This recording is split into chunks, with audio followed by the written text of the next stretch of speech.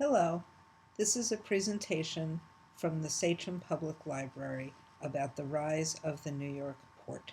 It is presented by me, Jane Cowan. I'm an architectural historian and historic preservationist.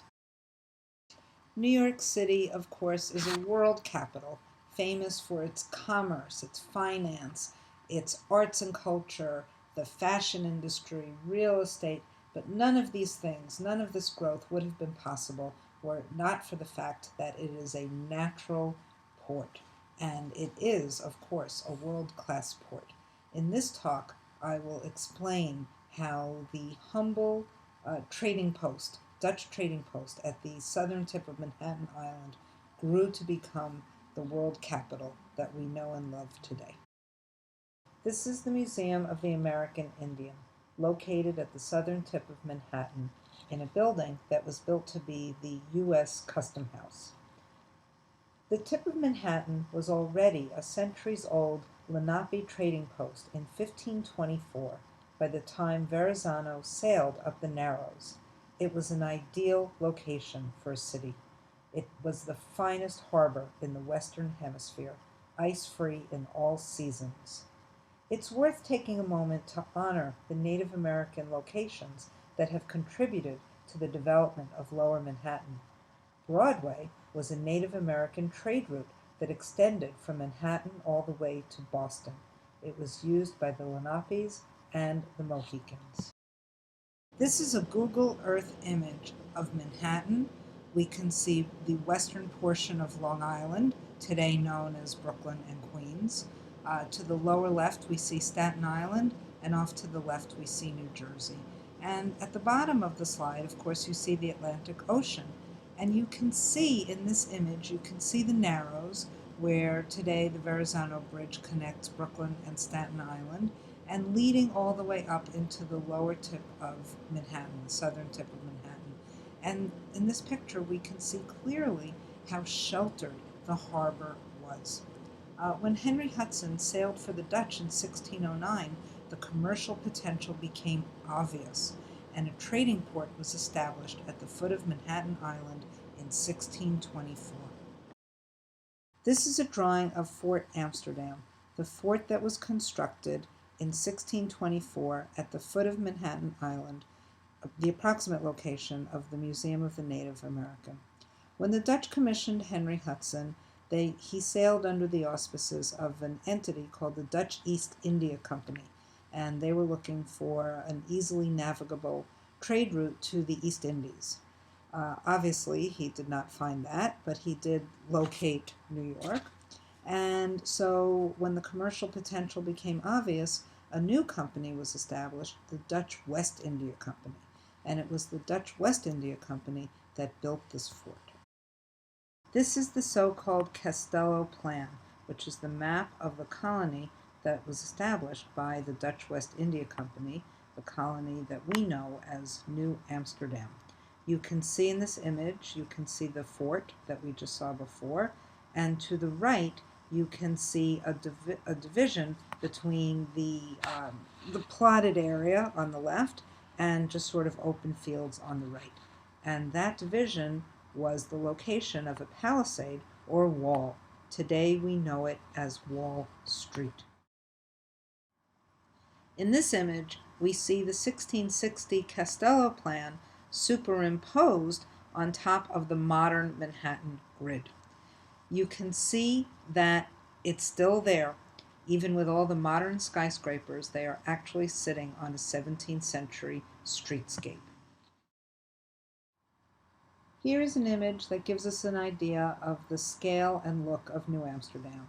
You can see the City Hall, the building in the middle with the cupola and the red roof, and the Great Dock.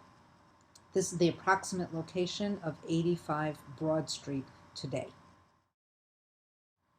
Here's an image of the harbor activity during the days of New Amsterdam.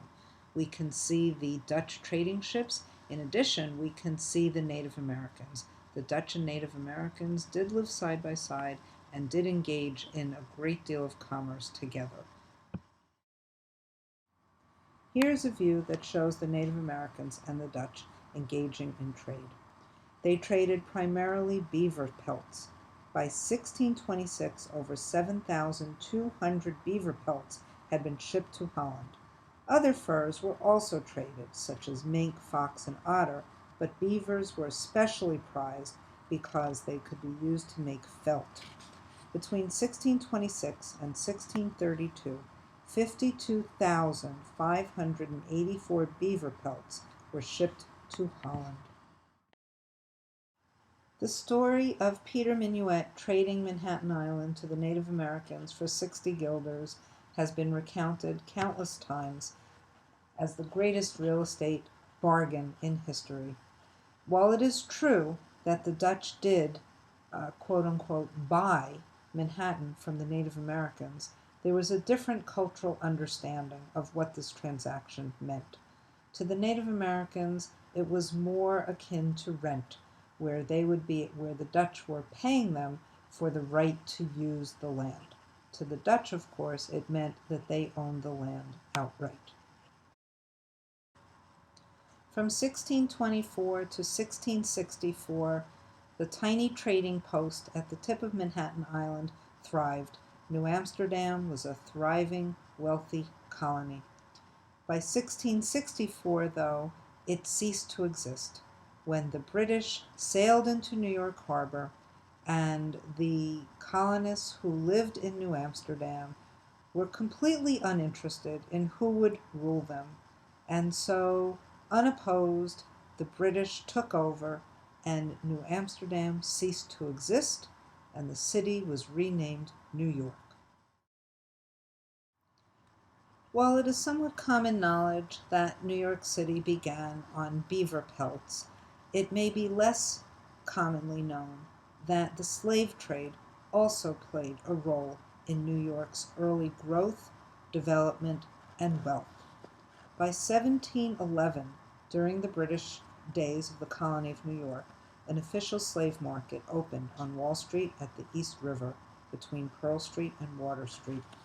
Enslaved people of African descent had existed in New York since the earliest Dutch days. Under Dutch rule, enslaved people were liberated after a period of servitude. Yet under English rule, conditions became more permanent and harsher. By 1730, 41% of the population owned enslaved people, higher than any city other than Charleston, South Carolina. The enslaved population literally built the city and was the economic engine that made it run. This slave market on Wall Street closed in 1762, but slaves continued to be sold at auctions throughout the city. To honor this history, in 2015, Mayor Bill de Blasio unveiled a plaque at the location of the slave market. Slavery was abolished in New York State in 1827. Nonetheless, through the 1850s, bank and insurance interests continued to profit from the illegal slave trade. Companies that exist today, such as Aetna, J.P. Morgan Chase, and New York Life, all profited handsomely from doing business with slaveholders and ship owners. We must recognize the role that enslaved people played in the growing hegemony of New York as the preeminent and wealthiest city in the nation. Here is a view of the slave market around 1730. As you can see, it was essentially an open-air market. Africans as well as Native Americans could be bought or hired here. This is the modern-day location of where the slave market would have been, the corner of Water and Wall Streets. This is a 1729 map of New York City. You can make out the outlines of the Dutch city of New Amsterdam still there, but you can also see how the city has grown and expanded considerably. You can see that there has been landfill as the island is much wider. Landfill was a common method of having the island grow by dumping garbage, essentially, into the river and squeezing out all of the water until new land could be created. This map shows New York City about 40 years later in 1767. Throughout the 18th century, the city continued to grow and develop, and development was moving uptown. In this map, you can see the plotted grid of neighborhoods, new neighborhoods moving north. Trade continued apace. The port was thriving, but New York in these days was far from the world capital that it is today. In those days, the most important ports in the nation were Boston and Charleston, had more tonnage than New York. But there were to be some events coming up in the early 19th century that would change all of that. By the turn of the 19th century, some key events occurred that helped make New York's star rise. One of them was the advent of the Fulton Ferry. This is the boat called Over, as you can see from the flag, in this image from 1859, much later than when the Fulton Ferry began.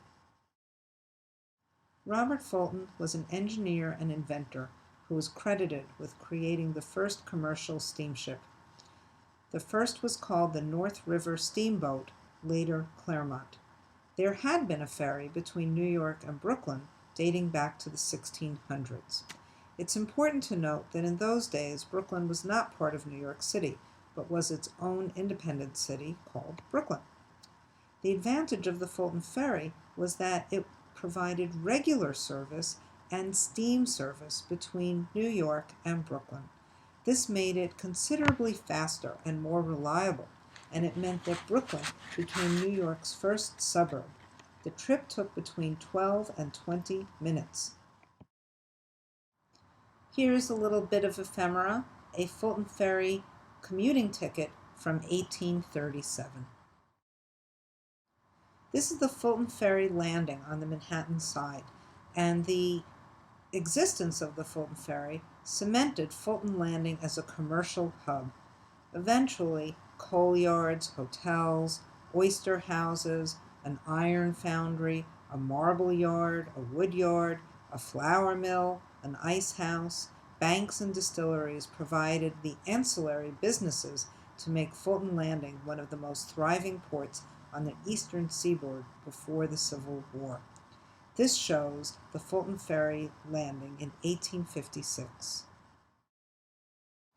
As I had mentioned before, the ferry connected Brooklyn and Manhattan, and incidentally, it connected Fulton Street in Manhattan, New York, to Fulton Street in Brooklyn. This image shows the Brooklyn side. Around this time, the neighborhood around the Fulton Ferry began to develop into what we would call today the South Street Seaport neighborhood. And the construction of buildings such as these, known as counting houses, began to appear along the waterfront. This is a row of counting houses called Skirmahorn Row, named for Peter Skirmahorn, the ship captain who commissioned these buildings in 1811 and 1812. Here is a view of Skirmahorn Row today. Like much of Lower Manhattan, the South Street Seaport area and Skirmahorn Row was built on landfill. Landfill occurred because merchants wanted to build new opportunities as quickly as possible. And here in Skirmahorn Row, we can see evidence of this. If you look on top of the windows, you can see the lintels, which are the horizontal pieces, structural pieces across the window. You can see they are at an angle, and that's because the buildings are sinking. The buildings are sinking because they were erected rather hastily on the landfill that was installed along Fulton Street in the early 19th century. Counting houses were built all over the South Street and Port area. A counting house is a 5-floor brick building typically built in the Greek Revival style. On the first floor were shops. In the floors up above is where the merchandise were warehoused and counted. In these buildings along Skirmahorn Row, which is along Fulton Street, it should be noted that when they were built in 1811 and 1812, Fulton Street was still water. It was a slip, and the ships would come right in. The goods would go off of the ships into the counting houses to be sold and counted. This is a ship called the James Monroe. It was a cargo ship. It set sail for Liverpool from South Street on January 5th, 1818, and when it did, it revolutionized the shipping industry. This ship was part of a line called the Black Ball Line, and you can see the black circle on the topsail on the foremast. Prior to this service, which was called packet service, a merchant or a shipper or a trader would have to wait until the hold of the ship was full and the weather conditions were favorable. With this new packet service, there was a set schedule, and the ship would go, even if the cargo hold was empty and even if there was a blizzard. This created tremendous predictability and reliability, and the merchants in New York City adopted this practice far quicker than merchants in other port cities. This gave the New York port an edge. Another crucial historic event that made the New York port rise was the construction of the Erie Canal. Construction began in 1817, and it opened in 1825. Prior to the Erie Canal, there was no all-water, low-level route from the Atlantic Ocean ports to the Great Lakes and the interior of the continent. There was a potential route along the Mohawk Valley in upstate New York. This potential was realized by Governor DeWitt Clinton, pictured here. He gave leadership to projects that would improve the competitive position of his city and state, and under his leadership, the state undertook a staggering bond program. When the 363-mile project opened between the Hudson River and Lake Erie in 1825, the cost of shipping a ton of grain from Buffalo to Manhattan fell by more than 90%. Once the canal opened, hundreds and thousands of narrow little boats began to move back and forth across the state's inland waterway, but they were unsuitable for ocean travel. This meant that New York City became a gigantic transportation break, the place where goods were transferred from one form of transport to another. Grain elevators, warehouses, wholesale emporiums, and banks multiplied, and the East River docks emerged as the busiest in the entire world. By the 1830s, New York City had emerged as the preeminent port in America and the world. South Street became known as the Street of Ships, for as far as you could look, one way or the other, it was said that one could only see a forest of masts. Throughout the 19th century, shipping focused in the South Street area along the East River. Here's a map from the 1830s, and if you look closely along the East River waterfront, you can see all of the docks. As you can see from this caption, this is the foot of Wall Street in 1829, and the neighborhood developed ancillary businesses based in the area: warehouses, sailmakers' lofts, markets, stores selling all types of goods, and of course fish. Restaurants, saloons, hotels, and brothels catered to the sailors who frequented the neighborhood. It was a red light district. It was a rough area in those days. There were gangs. One of the most notorious locations was an establishment called Kit Burns's Rat Pit, where rats would fight dogs for the entertainment of the sailors on shore leave. Here is an image of Peck Slip, part of what we would call, again, the South Street Seaport neighborhood. Notice the counting houses on the left. This image is from 1850. With its proximity to the water, the fishing industry naturally grew up along with the port. The Fulton Fish Market first came into existence in 1807, and the first building was built in that year. This is one of the later images of the fish market, but we will see that it had a tremendous influence on the neighborhood. The original Fulton Fish Market was actually just the Fulton Market, and it included not only fishmongers, but also purveyors of produce, fruits and vegetables, breads, and things like that. Here we see an image from the 19th century. The fishing industry spilled out beyond the boundaries of the Fulton Fish Market, and in this image we can see some of the auxiliary fish-related businesses that sprung up in the neighborhood along the East River shore. These buildings still exist. They're part